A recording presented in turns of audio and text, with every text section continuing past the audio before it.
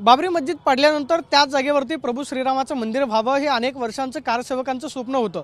1989 पासूनच या कारसेवकांच्या या राम मंदिर निर्माणाच्या कार्याला सुरुवात झाली। त्याचं कारण असं की अयोध्येमध्ये असणारी जी राम मंदिर निर्माण कार्यशाळा आहे त्या कार्यशाळेमध्ये राजस्थानमधून दगड जे आहे ते आणायला सुरुवात झालेली होती। आता या दगडांची प्रतीक्षा संपलेली आहे आणि जे दगड राम मंदिराच्या कार्यामध्ये वापरले गेलेले आहेत त्या दगडांचा सुद्धा आज विधिवत पूजा केली जाते आणि त्या दगडांचा सुद्धा सन्मान केला जातोय। मी आहे सध्या राम मंदिराची असणारी जी निर्माण कार्यशाळा आहे त्या कार्यशाळेमध्ये आपण पाहतोय की विद्युत अशी रोषणाई जी आहे ती करण्यात आलेली आहे आणि येणाऱ्या प्रत्येकाचं मन आकर्षून घेताना पाहायला मिळते। हेच दगड जे आहेत त्या दगडांवरती नक्षीकाम करण्यात आलेलं होतं। जे दगड राम मंदिरासाठी वापरले गेलेले आहेत राजस्थानमधल्या बंसी पहारपूर या ठिकाणाहून हे दगड जे आहे ते गेल्या अनेक वर्षांपासून या ठिकाणी आणण्यात आलेले होते, ज्याच्यावरती नक्षीकाम सुरू होतं आणि आपण पाहतोय की हे अखेर आता राम मंदिर जे आहे ते उभं राहतंय।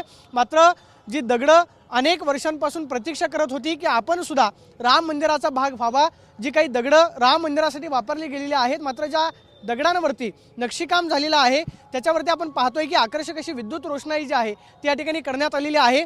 अनेक वर्षांपासून जवळपास 30 वर्षांपासून अनेक कारागीर जे आहेत ते याच राम मंदिराच्या निर्माण कार्यशाळेमध्ये राहत आहेत, या दगडावरती संस्कार करतायत आणि जी घडवलेली दगडं आहे ती दगडं आता राम मंदिराचं खरं तर पाया झालेली आहेत।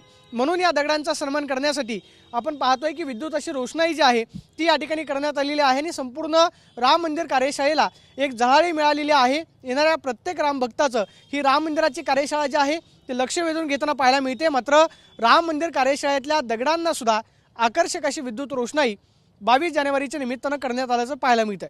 Camera person Rakesh Sonavi, Pradeep Kapse, TV9 Marathi, Ayodhya.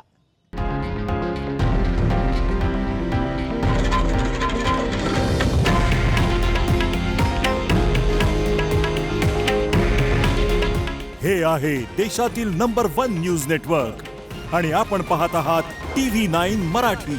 काळजी तुमची, हित महाराष्ट्राचं।